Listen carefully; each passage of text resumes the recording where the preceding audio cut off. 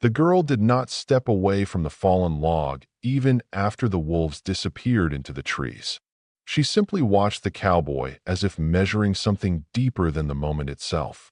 Elias Carter rested the rifle against his shoulder and spoke carefully, the way a man does when he knows the wrong word could travel farther than the wind. You are safe now. The wolves will not come back while there are two of us here. The girl studied him for another long second before answering in quiet, steady English. I know. Her voice carried the soft accent of the Apache people who lived farther east beyond the Black Mesas. Elias had traded with a few of them during dry seasons, but he had never seen this girl before. She was younger than most travelers who wandered this deep into the mountains, yet the calm in her eyes did not belong to someone lost or afraid. The clearing grew darker as the sun slipped behind the ridgeline. Elias glanced up through the tall pines and judged the fading light. His ranch sat nearly 18 miles south, a ride that would take hours even in daylight. In the mountains, night came fast and cold. No one stayed out here after dark unless they wanted trouble with the weather or the land itself. You should not be this far north, he said quietly. These ridges are empty for 50 miles. The girl brushed dust from her sleeve and stepped away from the log.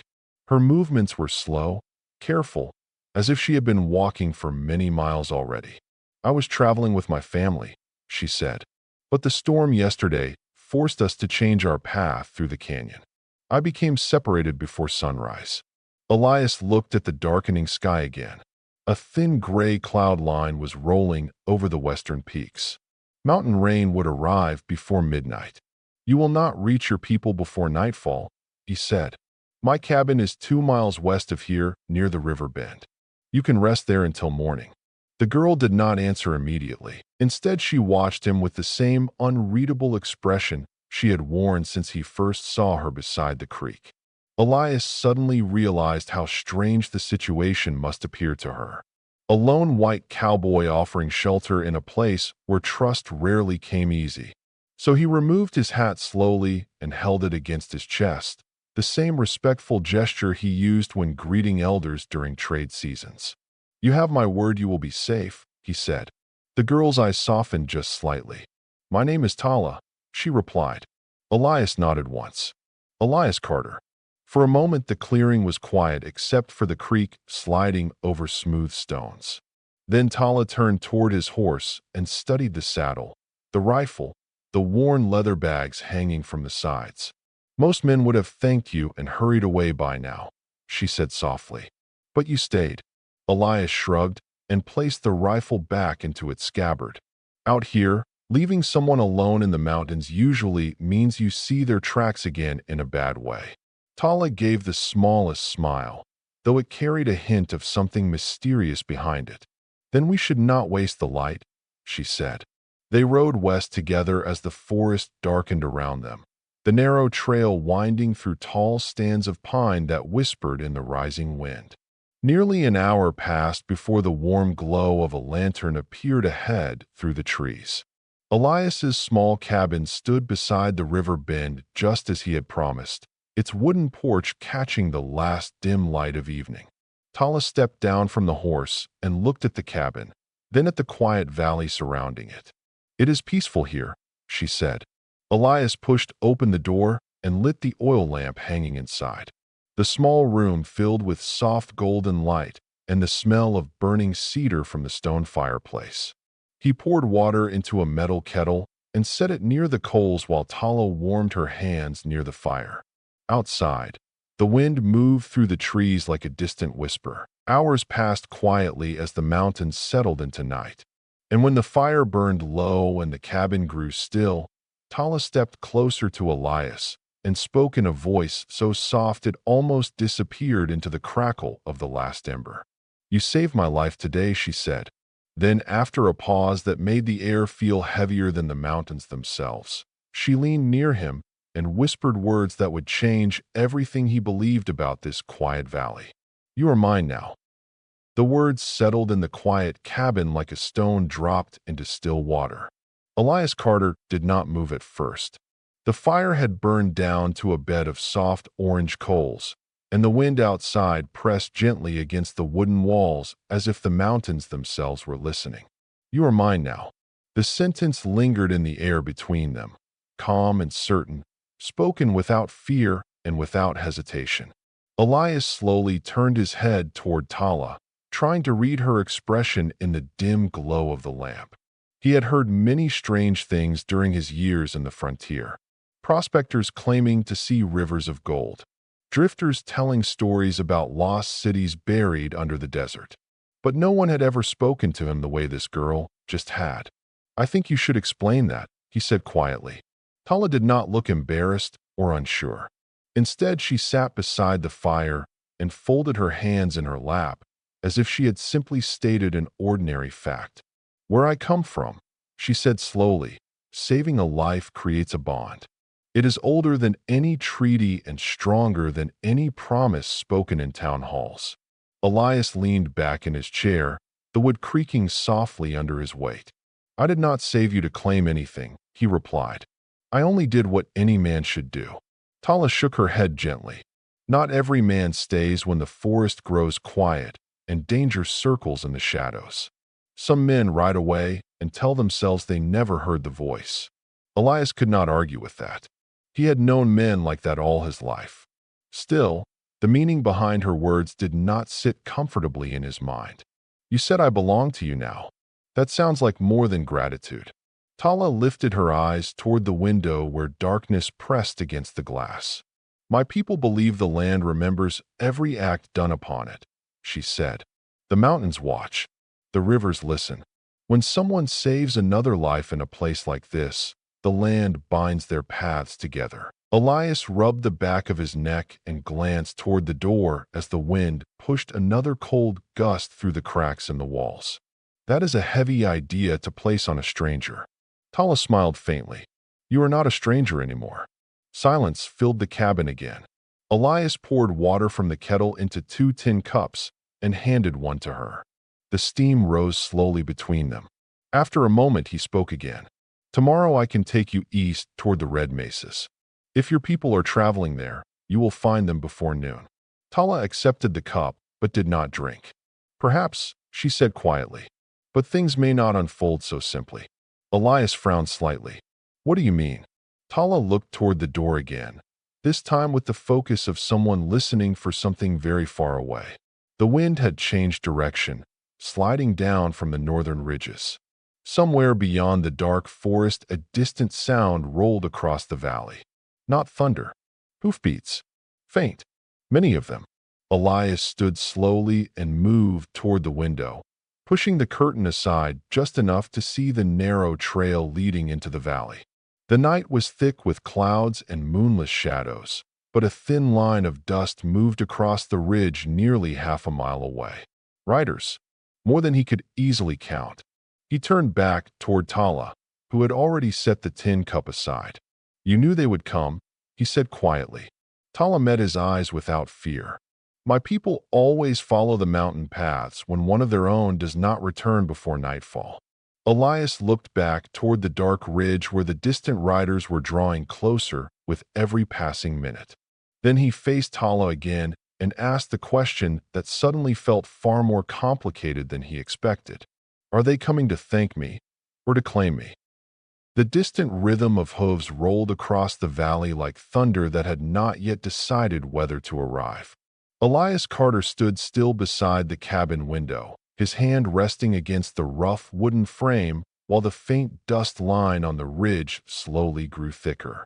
The riders were still nearly half a mile away, but there were many of them. Even in the dark, he could see the shapes moving along the skyline. Tall horses, straight backs in the saddles. Riders who knew the mountain trails as well as the wind knew the trees. Elias stepped back from the window and looked toward Tala. She had not moved from beside the fire. Her posture was calm, almost peaceful, as if the approaching riders were expected guests rather than a midnight storm riding down from the hills. "You seem very certain about what is about to happen," Elias said quietly. Tala lifted her eyes to him and nodded once. "My people travel fast when they follow a trail, especially when they follow family." Elias walked slowly across the room and opened the cabin door. Cold night air slipped inside, carrying the smell of dust and pine. The sound of hooves was clearer now, echoing through the valley floor. He stepped out onto the small wooden porch and looked toward the northern ridge again. The riders were descending the slope in a long, curved line, their silhouettes dark against the cloudy sky. Elias counted silently as they moved closer. 10, 15, 20. He stopped counting after that. No one in these mountains traveled in numbers like that unless something important had happened. Behind him, the cabin floor creaked softly as Tala joined him on the porch. She folded her arms loosely and watched the riders with quiet attention. Elias glanced sideways at her. "You still have not answered my question." Tala tilted her head slightly. "Which question was that?" Elias kept his eyes on the approaching line of horses. "Whether those riders are coming to thank me or claim me." Tala did not answer immediately. Instead, she studied the valley the same way someone studies the surface of water before crossing a river. Finally, she spoke in a calm voice that barely rose above the wind. "Perhaps both." Elias let out a slow breath through his nose. "That is not exactly comforting." Tala looked at him then, and the firelight from the cabin window behind them caught the faint bronze tones in her eyes. "My father leads them. He is the chief of our people." Elias blinked once. That explained the number of riders, but it did not make the situation simpler. Chiefs did not travel through mountain passes in the middle of the night for small reasons. The riders reached the valley floor and spread out slightly as they approached the cabin clearing. Their horses moved with the steady confidence of animals trained for long journeys. Within minutes, the first of them reached the edge of the clearing and slowed. Then another, and another. Soon the quiet valley held nearly 24 mounted riders, forming a wide circle around the cabin. No one shouted. No one rushed forward. They simply waited. The silence carried more weight than any words could have. One rider finally stepped forward from the others. His horse moved slowly into the soft glow of the lantern hanging beside the cabin door. He was older than the rest, his posture straight and calm, his hair tied back with thin strands of gray woven through the dark. The decorations on his leather vest caught the light with quiet authority. Tala stepped forward beside Elias. "Father," she said softly. The man studied Elias Carter for a long moment without speaking. His eyes were steady and thoughtful, not hostile, not welcoming either, just measuring. Then he looked at Tala again and asked a single question in a deep, controlled voice. "Is this the man who now belongs to you?" The question hung in the night air like the last echo of thunder across distant hills. Elias Carter felt every pair of eyes in the clearing turn toward him, measuring the stranger standing beside the chief's daughter. The horses shifted quietly beneath their riders, leather creaking softly, breath rising in pale clouds in the cold mountain air. Tala did not step back. She stood beside Elias with calm certainty and answered her father without hesitation. "Yes, he is the one who stayed." The chief studied Elias for a long moment, his expression unreadable, the lantern light catching the careful lines of his face. Then he slowly guided his horse a few steps closer until he stood just beyond the wooden porch. The riders behind him remained silent, forming a wide circle that reached almost to the tree line. "You helped my daughter tonight," the chief said in steady English that carried the quiet authority of someone used to being obeyed. Elias nodded once. She found herself surrounded in the mountains. Anyone would have done the same. The chief's eyes narrowed slightly, though not in anger. "The mountains teach us that not everyone does the same thing when darkness falls." For several seconds the wind moved between them without another word being spoken. Elias became aware of how small his cabin suddenly felt beneath the attention of so many riders. He was a rancher with a few dozen cattle and a patch of land that barely appeared on most maps. Yet tonight the entire valley seemed to be waiting for something he did not fully understand. Tala stepped forward then and spoke again. "Father, the wolves came from the northern ridge. If Elias Carter had not stayed, I would not be standing here now." The chief inclined his head slightly, as if acknowledging the truth of her words. Then he looked at Elias again. Among my people, when one life saves another, the land records that moment. The mountains remember it. Elias shifted his weight on the porch boards. Tala already explained that part. The chief gave a faint nod. Then you understand that such a moment cannot simply pass like wine through the trees. Behind him, one of the riders slowly dismounted and stepped forward carrying a small leather bundle tied with thin braided cord. He handed it to the chief without speaking. The chief untied the cord and revealed what looked like a simple necklace made from a smooth river stone carved with a narrow symbol that caught the lantern light. This mark belongs to our family, the chief said calmly. It represents a bond formed when a life debt is recognized by both the people and the land itself.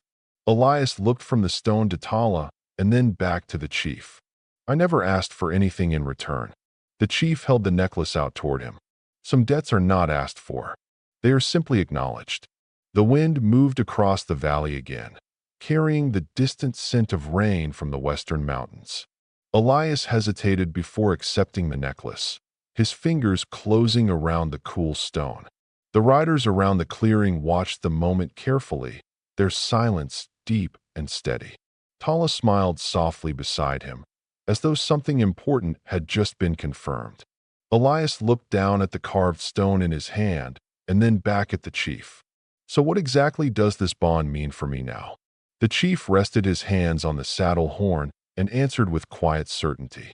It means that from this night forward, your path and my daughter's path are no longer separate roads. The chief's words lingered in the cold mountain air long after he finished speaking. Elias Carter stood quietly on the porch, the small carved stone resting in his palm, its smooth surface still cool from the night wind. The riders around the clearing remained silent, their horses shifting slowly beneath them, as if even the animals understood the weight of the moment. Elias turned the necklace over in his hand, studying the simple symbol carved into the river stone. The lantern light revealed careful lines etched by someone who had taken their time shaping it.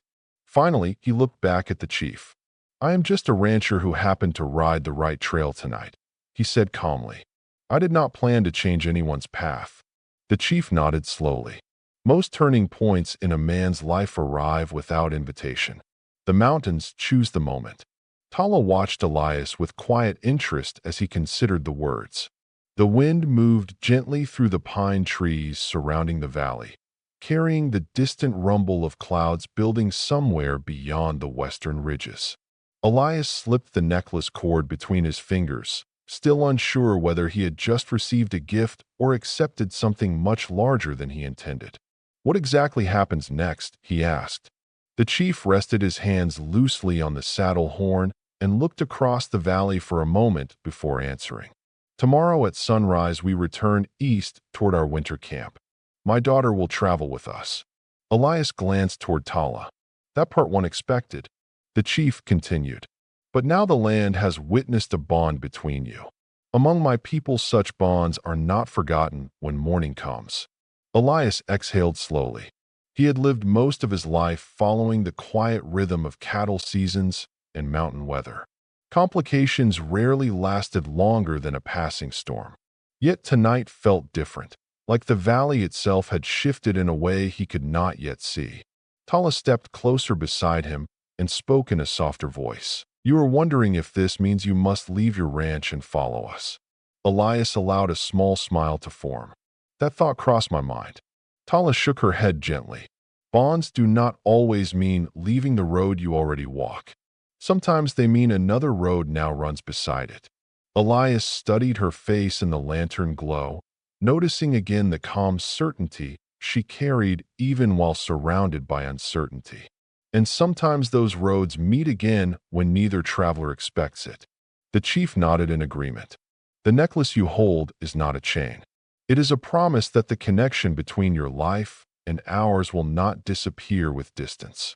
One of the riders behind the chief spoke quietly in Apache, and the chief turned briefly to answer him before facing Elias again. The storm will reach this valley before dawn. We will camp in the trees beyond the river until morning light returns. Elias nodded toward the valley edge. There is good shelter under the northern ridge. The wind breaks there. The chief gave a respectful incline of his head. You know this land well. Elias watched as the chief guided his horse back toward the waiting riders. One by one, they began moving quietly toward the dark line of trees beyond the river bend, their lanterns glowing faintly like drifting stars among the trunks. Soon the clearing grew quiet again. Only Tala remained beside Elias on the porch. She looked at the necklace still resting in his hand, and then back toward the valley where her people were settling for the night. You still believe tonight was only chance, she said softly. Elias looked out across the dark mountains and gave a thoughtful shrug. Out here, chance happens more often than people expect. Tala smiled slightly. Perhaps. Then she turned toward the cabin door and added in a voice almost carried away by the wind. But tomorrow you may begin to see why the mountains brought us to the same trail tonight. The valley slowly returned to silence after the riders disappeared beneath the dark line of trees. Elias Carter remained on the porch for a long moment, watching the faint glow of their small camp lanterns flicker between the trunks beyond the river. The storm Tala mentioned was beginning to form above the western ridge. Heavy clouds rolled across the sky, hiding the stars one by one until the mountains felt deeper and older than before. He finally stepped back inside the cabin and closed the door, the wood settling into its frame with a quiet thud. Tala had already returned to the fire. The last coals still held a dull orange glow, casting soft shadows across the walls. Elias placed the carved necklace on the small wooden table beside the lamp and studied it again. The symbol carved into the stone seemed simple, yet something about it carried the weight of a story he did not yet know. You are thinking very hard about that stone, Tala said calmly.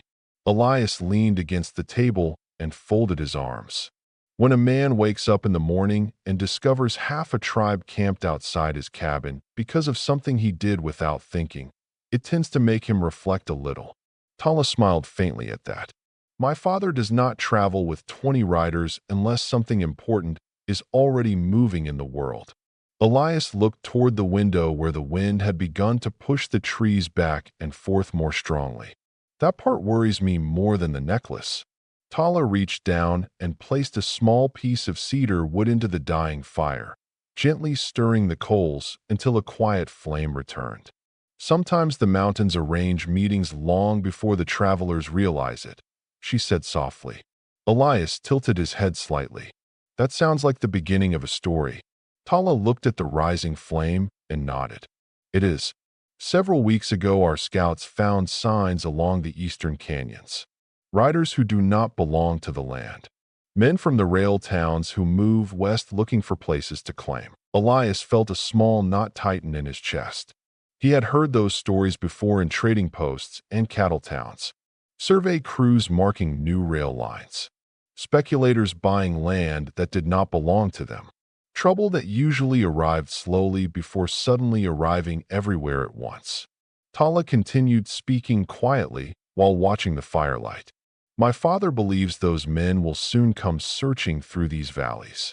They will not understand the paths here or the people who live along them. Elias walked to the window again and looked out toward the dark valley. The camp lanterns of Tala's people glowed softly near the river. If that happens, this entire region will become restless ground. Tala stood and joined him beside the window. That is why tonight matters more than it seems. Elias turned toward her. Because I helped you beside a creek. Tala shook her head gently. Because you are one of the few men in these mountains who knows every canyon, every trail, every place where the land hides its secrets. Elias frowned slightly. I am just a rancher trying to keep cattle alive through the winter. Tala's eyes held steady on his. And sometimes that is exactly the man the mountains choose when something larger begins to move. Outside, the wind finally carried the first light drops of rain across the roof. Elias looked down at the carved necklace resting in his hand again, and then back toward the valley where the quiet campfires of Tala's people waited through the storm. For the first time since the riders arrived, he began to understand that the small decision he made beside a lonely creek earlier that evening might have opened a road much longer than the one leading to his ranch. Rain settled over the valley before midnight, slow and steady, tapping against the wooden roof of the cabin and whispering through the tall pines that surrounded the clearing.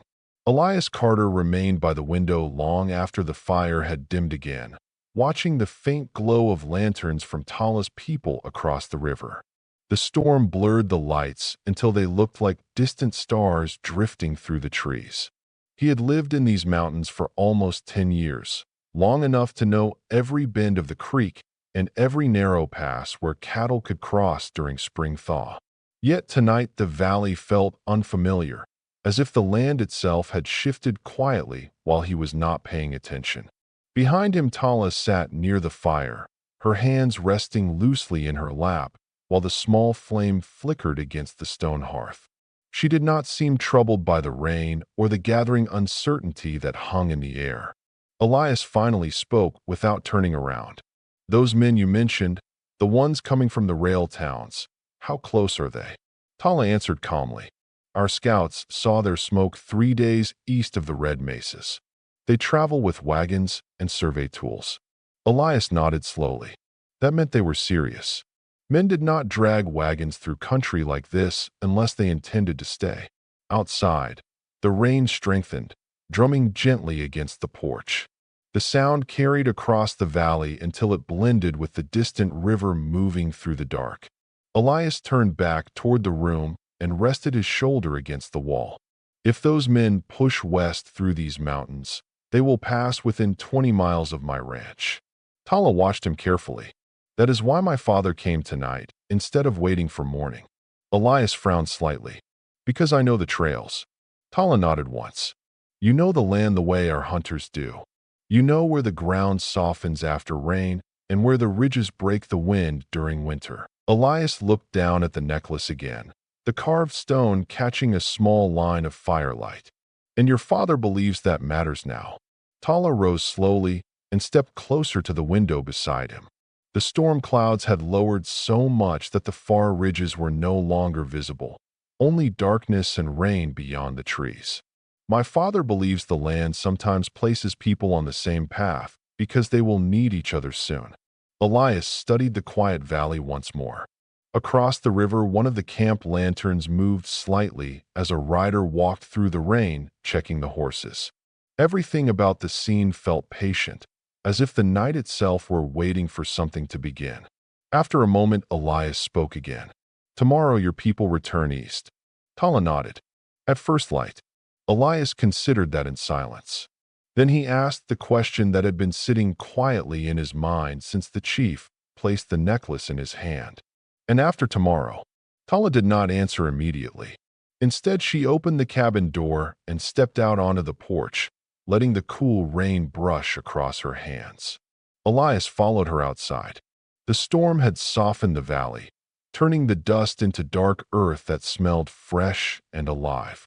Tala looked toward the eastern horizon where morning would eventually arrive. "When those men from the rail towns begin moving west," she said quietly, "they will not understand the stories this land already holds." Elias folded his arms against the chill wind. "And that will cause problems." Tala turned her eyes toward him again, steady and thoughtful. "Yes, but by then the mountains may decide that the man who once saved a girl beside a quiet creek is meant to stand in the middle of those problems when they arrive." Morning arrived slowly over the mountains. The storm had passed some time before dawn, leaving the valley washed clean and quiet beneath a pale gray sky. Elias Carter stood on the porch of his cabin, watching the thin mist rise from the river as the first light slipped over the eastern ridges. The ground was damp beneath his boots, and the scent of wet pine drifted through the cool air. Across the valley, the camp of Tala's people was already stirring. Horses moved calmly between the trees while riders prepared their saddles with the quiet efficiency of travelers who had done the same thing many times before. Elias held the carved necklace in his hand, turning the smooth stone between his fingers as he watched the morning unfold. It felt heavier than it looked, not because of its weight, but because of everything that had happened since the moment he first saw Tala standing alone beside the creek. Behind him, the cabin door opened softly. Tala stepped out onto the porch, her dark hair tied back and her expression calm in the early light. The rain had left the mountains shining, every rock and branch catching the pale gold of sunrise. "My father says we leave within the hour," she said quietly. Elias nodded toward the valley where the riders were gathering. "Looks like your people waste little time once morning arrives." Tala followed his gaze. "The mountains teach us that time moves differently out here. When the trail opens, we follow it." Elias leaned his shoulder against the porch post and studied the necklace once more before slipping the cord slowly over his head. The cool stone rested against his chest, hidden beneath his shirt. Tala noticed the movement and gave a small approving nod. Elias exhaled slowly. "I suppose if the land remembers things the way your father says, it would be rude not to acknowledge it." Tala smiled faintly at that.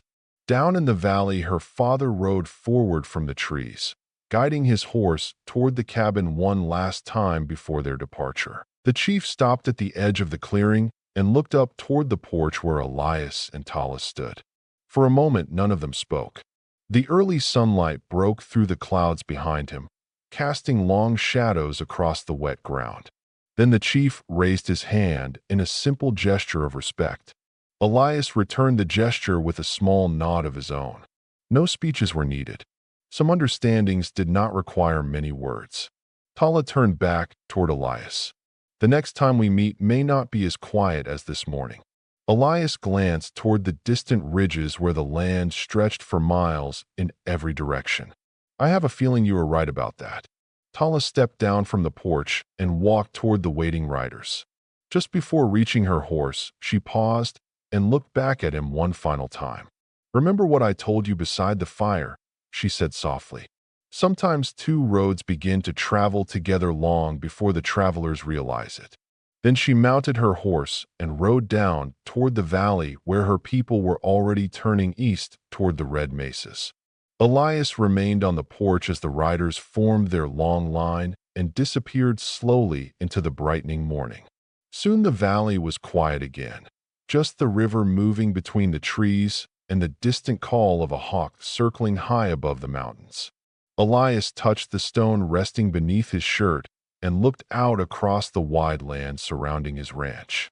Somewhere far beyond those ridges, new travelers were already moving west toward this same valley.